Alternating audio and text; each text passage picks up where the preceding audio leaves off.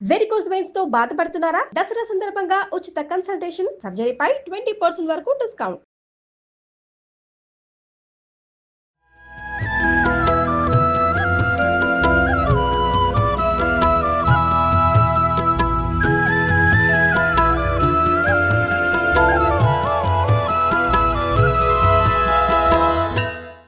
నమస్తే రమ్మగారు, దసరా శుభాకాంక్షలు. నమస్తే జయ, దసరా శుభాకాంక్షలు. సో దసరా రోజున దసరా మొత్తానికి మనం రోజుకో నైవేద్యం చొప్పున చేస్తూ ఉన్నాం. ఈ రోజు ఏ నైవేద్యం రమ్మగారు? విజయదశమి నాడు అందరూ చేసుకునే చక్కెర పొంగల్ చేసుకుందాం. ఓకే. తొలి రోజు మనం కనకదుర్గాదేవి అయితే ఏం చేస్తారంటే మన స్వర్ణ కవచాలంకృత దుర్గా ఆ స్వరూపం వేస్తారు. ఆ రోజు కూడా అమ్మవారికి చక్కెర పొంగల్ నివేదన పెడతారు. ఓకే. మన అవకాశాన్ని బట్టి. కానీ విజయదశమి నాడు అందరూ చక్కెర పొంగల్ చేసుకుంటారు. సింపుల్గా 1 పార్ట్ తోటే చేద్దాం. ఒక మందపాటి గిన్నె, ఇత్తడి గిన్నె లేదా ప్రెషర్ ప్యాన్, కుక్కర్ అయినా పెట్టుకోండి. దీనికి ఏం చేయాలంటే మనము ముందుగా 1 గ్లాసు బియ్యానికి 1/2 గ్లాస్కి కొంచెం తక్కువగా పెసరపప్పు. ఈ పెసరపప్పుని కొంచెం వేయించుకోవాలి. వేగిన పెసరపప్పే చక్కెర పొంగల్లోకి బాగుంటుంది. ఇది కొద్దిగా వేడెక్కనిచ్చి ఈ పాత్ర కొంచెం వేడెక్కాక పెసరపప్పు వేయించేద్దాం. పుట్టిగా పొట్టి మూకుడులోనే పెసరపప్పు వేపుకోవాలి. వేగిన పప్పే రుచిగా ఉంటుంది.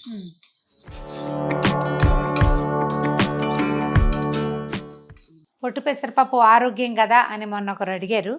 మొత్తం పొట్టు పెసరపప్పు వేస్తే వస్తువు అందంగా కుదరదండి. పొట్టు తీసిన పెసరపప్పు వేయించుకోండి, బాగుంటుంది. దీనికి ఇట్లాగే వేసుకోవాలి. మనకి పొట్టుపప్పు ఆరోగ్యం అంటే పెసర దోశలు వేసుకోవచ్చు కదా రమ్మగారు. హాయిగా పెసలతో పెసలే చక్కగా రుబ్బి వేసుకోవచ్చు కదా. పెసలు వేసుకోవచ్చు, దోశ వేసుకోవచ్చు, లేదా అంత నానబెట్టుకొని కొంచెం పునుగుల్లాగా వేసుకోవచ్చు, గారెలు వేసుకోవచ్చు, ఉడకబెట్టుకొని తినొచ్చు, చిన్న తాలింపు వేసుకొని. అప్పుడు నాకు కూడా ఎన్ని ఐటమ్స్ చెప్పాను చూడండి అమ్మగారు. ఇక పెసరపప్పు మాడకుండా బ్రౌన్గా అవ్వాలి, మాడకూడదు. తీసి పక్కన ఉండాలి. తిప్పుతూనే బియ్యము ఇది కలిపి కడిగేసుకుందాము. దీంట్లో నీళ్ళు పోదాం. కొంచెం మనం ఎసరు పెట్టుకుంటే చకచక అయిపోతుంది. 3 గ్లాసులైనా పోసుకోవాలి. మన బియ్యాన్ని బట్టి. బియ్యం పాత బియ్యం అయితే 4 గ్లాసులు కూడా పడతాయి.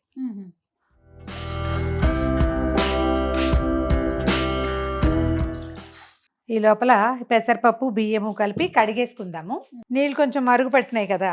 ఇది మీరు ఇత్తడి విడిగా గిన్నెలో కూడా ఇలాగే పెట్టేసుకోవచ్చు అనమాట. కుక్కర్కి ఈ పని చేయకపోయినా పర్వాలేదు. ఇది ఒకటి తెలుస్తుందని ఐడియా చూపిస్తున్నాను అంతే. బియ్యం వేసేద్దాం ఇందులో. బియ్యము పెసరపప్పు కూడా. ఇప్పుడు మనం 3.5 పోసామా? మనమేమి 1కి 3 పోసినట్టు కాదు. పెసరపప్పు కూడా సగానికి దగ్గరగా ఉంది కదా. 1కి 2 వేసినట్టే అవుతుంది ఇది. ఒక్కసారి పైకి కిందకి కదిపేసి ఇందులో ఇంకా వేసేది ఏం లేదు. కుక్కర్ హైలో పెట్టేసేయండి, అంటే మీడియంలో పెట్టేసేయండి. మూత పెట్టడం, వెయిట్ పెట్టి ఆన్ చేసేయడం. 3 విజిల్స్ రాగానే ఆపేసేయండి దీన్ని. నింటే ఇది.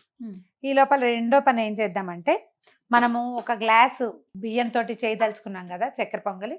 గ్లాసుకి గ్లాసున్నర తీపి కావాలి. నర కావాలంటే ఏం చేద్దామంటే, గ్లాసుకి 1 గ్లాసు బెల్లం వేసి 1/2 గ్లాసు పంచదార వేసుకోండి. ఎక్కువ రుచిగా ఉంటుంది, బాగుంటుంది. బాగా టంగుగా అయిపోకుండా వదులుగా కూడా వస్తుంది.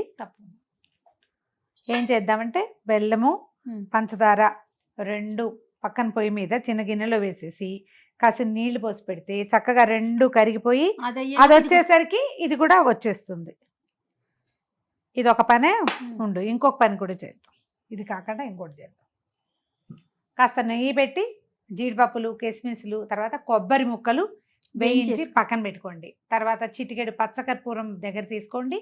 ఓ 4 నుంచి 8 లోపల 4 to 8 ఏలక్కాయలు. బాగుంటే 4-5 చాలు, లేకపోతే ఓ 7-8 ఏలక్కాయలు మెత్తగా పొడి కొట్టి పక్కన పెట్టుకోండి. బెల్లం కంటే ముందు జీడిపప్పులు వేయించేసేద్దాం. అది దింపాక ఇది పెడదాం. ఓకే అండి. మరి కాస్త నెయ్యేసి కాసిన జీడిపప్పులు మీరు వేయదలుచుకుంటే, కిస్మిస్లు ఉంటే అవి, తర్వాత బాదం పప్పులు వేయదలుచుకుంటే అవి. వీటితో పాటుగా తప్పనిసరిగా కొబ్బరి ముక్కలు. ఇది వరకు ఎండు కొబ్బరి ముక్కలే వేసేవాళ్ళం. పచ్చి కొబ్బరి వేస్తే పాడైపోతుంది అనేవాళ్ళు. కానీ ఏమిటో ఇవాళ రేపు ఎవరికి అరుగుదల సమస్యలు అందరికీ ఈ ఎండు కొబ్బరి వేసేసరికల్లా అది గొంతులోకి వస్తూ ఉంటుంది. పచ్చి కొబ్బరి అంత రాదు కదా. నేను చాలా ఏళ్ళుగా మానేశాను ఎండు కొబ్బరి. నేను పచ్చి కొబ్బరి కొంచెం ఎదుకుంటే సన్నగా ముక్కలు తరిగి పెట్టుకుంటాను. కోరితే మరీ ఎక్కువ కలిసిపోయినట్టు ఉంటుంది. ముక్క చక్కగా ఉంటేనే బాగుంటుంది. జీడిపప్పులు కొద్దిగా వేగనిచ్చి తర్వాత కొబ్బరి కూడా వేసేస్తా. రెండు కలిపి ఓసారి వేసుకున్నా పర్వాలేదు, ఎందుకంటే కొబ్బరికి కొంచెం వేపు ఎక్కువే కావాల్సి అవును వస్తుంది. అవును.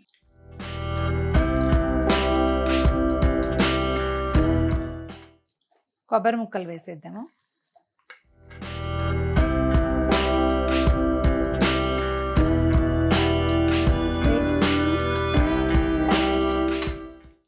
పచ్చి కొబ్బరి కదా, కొద్దిగా వేగడానికి సమయం తీసుకుంటుంది.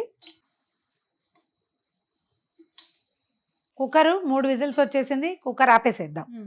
తర్వాత ఏమో ఈ కొబ్బరి ముక్కలు వేగిపోయినాయి కదా, ఇవి తీసి పక్కన పెట్టుకుని మనం పాకంలో ఇప్పుడు బెల్లము పంచదార వేసాం కదా, కొద్దిగా ఇది మునిగే నీళ్ళు పోస్తే సరిపోతుంది. ఇది తీగ పాకం రావక్కర్లేదు, జస్ట్ బాగా కరిగి పాకం రావడం మొదలు పెడితే చాలు, ఆపేస్తే సరిపోతుంది. చూసుకోండి. చాలు, ఈ బెల్లము పంచదార మునిగే నీళ్ళు పోస్తే చాలు, నిండుగా పైదాకా అక్కర్లేదు, కరిగితే సరిపోతుంది. ఇది కొంచెం గరిటె పెట్టి ఒక్కసారి కదా, చిన్న గరిటె పెట్టు,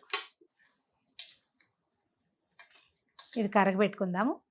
ఇది కరగాలి, ఇది మూత బూడి రావాలి, రెండు అయ్యాక చూద్దాం. ఇది అయ్యేలోపు అది అయిపోతుంది. అవును అంతే. పంచదార బెల్లము పాకం కరిగిపోయింది. అవునండి. కుక్కర్ ఏమో వచ్చేసింది, చక్కగా వచ్చింది. ఇందులో ఉన్న కిటికీ ఏంటంటే, మనము ఇలా ఉడికిచ్చిన దాంట్లో బెల్లం పంచదార వేసేసామనుకో, అదంతా పాకంలో మళ్ళీ ఉడకాలన్నమాట ఈ అన్నం. అవును. అలాంటప్పుడు ఏమవుతుందంటే మనం ఎంత నెయ్యి పోసినా చాలదు, చాలా నెయ్యి తీసుకుంటుంది. చక్కెర పొంగలికి నెయ్యి ఎక్కువ కావాలి. మనం కరిగించింది కనుక పోసి ఉడికిస్తే తక్కువ నెయ్యి సరిపోతుంది. ఓకే. రుచి పాకం తేడా ఏం ఉండదు. దీన్ని మళ్ళీ స్టవ్ వెలిగిద్దాము. దీన్ని చిన్న స్టవ్ మీదకి మార్చుకుందాము. సన్నటి మంట మీద పాకంతో మళ్ళీ ఈ అన్నం ఇంకోసారి ఉడకాలన్నమాట. అట్లా గరిటె తీసుకొని అడుగు నుంచి కదుపు. ఒకసారి నేను పాకం వేసేసాక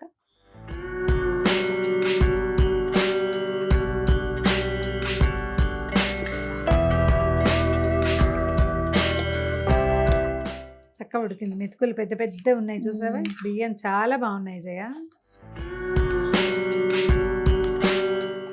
ఆఫీసులో అందరికి మనకి భోజనానికి ఇదే రైస్ ఎంత బాగుంది, బియ్యము చాలా ఒదుగవుతోంది కూడా. చూడు, ఒక్క గ్లాస్ కి ఎంత కుక్కర్ నిండా వచ్చేసింది. మనం కరోనా ముందు నుంచి స్టార్ట్ చేసాం కదండి లంచ్. అందరికి బయటికి కూడా పంపిస్తాం కదా రమ్మ గారు. ఇదే అన్నం, ఇదే బియ్యం, చాలా బాగుంది. దీంతో చేసిన అన్నమే రోజు తింటాం మనం అంతా. జాగ్రత్తగా అడుగున ఏమైనా మట్టి ఇసుక ఉందేమో చూసి తీసేయండి. ఇది ఉడకాల. ఇది ఇప్పుడు కుతకుతలాడుతుంది, 1 నిమిషంలో వచ్చేసింది. దీనికి ఏం చేయాలంటే సిమ్లోనే ఉంచి కొద్దిగా ముందు 1-2 స్పూన్ల నెయ్యి వేసేయండి దీని మీద. అప్పుడప్పుడు కొంచెం అడుగు నుంచి కదిపితే అడుగు అంటకుండా ఉంటుంది. నెయ్యి వల్ల అడుగు అంటకుండానే ఉంటుంది. సరిపోతుంది. హై ఒకసారి కదుపు, హైలో మాత్రం పెట్టద్దు, సిమ్లో చిన్న స్టవ్ లో పెట్టుకోవటం బెటర్. వదిలేస్తే ఒక 5 నిమిషాల్లో మొత్తం అంతా చక్కగా ఉడికి చెండులాగా వస్తుంది.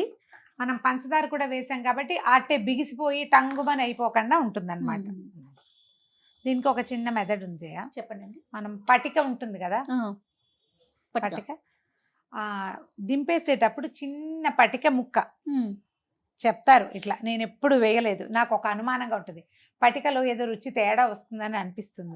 పటిక వేయాలి. ఒక ముక్క పటిక ముక్క గనక వేస్తే చిన్నది, ఎంత ఇది చీమతలకాయ ఎంత అంటారు మా వాళ్ళు, నలకంత ఇంత ముక్క కనుక వేస్తే అది బిగిసిపోకుండా ఉంటుందంటారు. నేను వేయను ఎప్పుడు, కానీ ఈ ట్రిక్ చాలా మంది దగ్గర వింటూ ఉంటా. నేనేనాడు నాకు ఒక అనుమానంగా ఉంటుంది అనమాట. కొంతమంది ఒక చిటికెడు ఉప్పు వేయాలి వీటికి అని చెప్తారు. నేను పాయసంలో స్వీట్లలో ఉప్పు వేస్తే నచ్చదు నాకు. అదేలేండి, అంటే మనసు అంగీకరించదు అనమాట ఉప్పు వేయటానికి. చూడు ఇట్లా చక్కగా కుతుకుతా ఉంటుంది, ఏం అనక్కర్లేదు, దాన్ని వదిలిపెట్టడమే. ఓకే. అప్పుడో కొంచెం నెయ్యి వడ్డిస్తూ ఉండాలి. కొంచెం చాలా ఎక్కువ వేయక్కర్లేదు, కొంచెం వేస్తే బాగుంటుంది. చూడ్డానికి చూడు ఎంత కలర్ఫుల్గా ఉంది. మన బెల్లం ఎంత రంగు బాగుంటే చక్కెర పొంగలి అంత చక్కగా అందంగా కనపడుతుంది అనమాట. మీరు పాకం వేసిన తర్వాత చాలా సేపు ఏమి ఉంచక్కర్లేదు, మాక్సిమం 5-7 మినిట్స్ అంతలో అయిపోతుంది.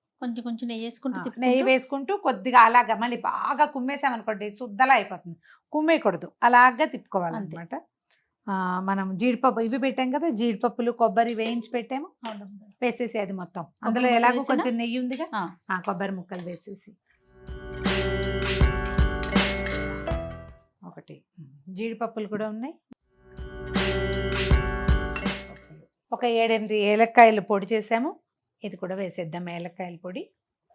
ఏలకల పొడిలో తొక్కులు ఉంచకండి, ఎందుకంటే ఈ ప్రసాదం నోట్లోకి మనం తీసుకున్నప్పుడు ప్రసాదం స్వీకరించినప్పుడు ఏలక తొక్కులు వస్తే ఉమ్మేయాల్సి వస్తుంది, కొంతమంది తినరు, ఆ ఉమ్మేయకూడదు. అప్పుడు ఏం చేయాలంటే తొక్కులు వలుచుకోవాలి. జయ తనకి ఇష్టం ఏలక్కాయ తొక్కు, నేను తింటాను రమ్మగారు ఉంటుంది, చాలా సిన్సియర్గా తినేటట్టయితే ఉంచుకోండి, జనరల్గా ఉంచొద్దు. తడిపోయి బుడగల్లో మనం వేసిన నెయ్యే కనపడుతోంది మనకి. ఈ దశ వస్తే చాలు. స్టవ్ కట్టేద్దాం. ఏం చేద్దామంటే ఒక చిన్న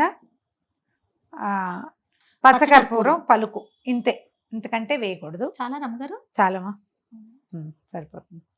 దీన్ని ఏం చేయాలంటే మెత్తగా నలిపేసేయాలి. ఎంత ఇష్టమో రమ్మగారు నాకు ఈ కర్పూరం వాసన. చాలా మందికి ఇష్టం ఉంటుందేమో. అంటే ఒక కీలకమైన విషయం చెప్పాలి. చెప్పండి అమ్మగారు. దేవాలయపు ఫీల్ కావాలంటే పచ్చకర్పూరం వేయాలి. ఖచ్చితంగా. వెంటనే మనం విష్ణువాలయంలోకి వెళ్ళిపోతాం. అంతే అంతే. వాసన వస్తుంది చూడు. పైకి కిందకి కదిపేసి ఆఫ్ చేసేసినట్టు ఆపేసాను. అబ్బా, అందరూ మన స్టూడియోని ఇక్కడ ఏదో టెంపుల్ ఉంది అనుకోగలరేమో. పండగ ఫీల్ వస్తుంది. చాలండి.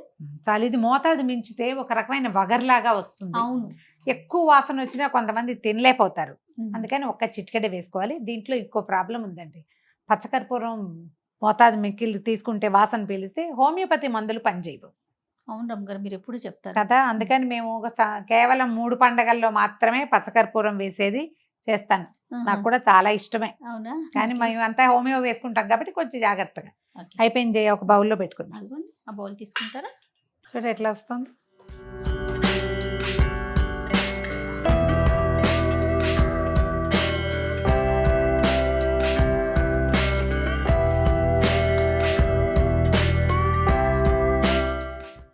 అత్యంత శ్రేష్టమైన దేవాలయపు వాసనలు గుబాళించేటువంటి పచ్చకర్పూరం వేసిన చక్కెర పొంగలి.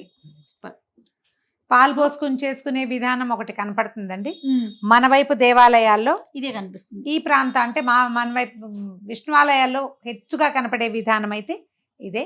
ట్రై చేసి చూడండి, చక్కగా సింగిల్ పార్ట్ తోటి అయిపోతుంది. అవునండి, చాలా ఈజీగా చేసే ప్రాసెస్ కూడా చూపిస్తా ఉన్నారు రమ్మగారు. కాబట్టి చక్కటి నైవేద్యాలు చేసుకోండి, ఈ దసరాని చక్కగా జరుపుకోండి. మరొకసారి ప్రేక్షకులందరికీ దసరా శుభాకాంక్షలు.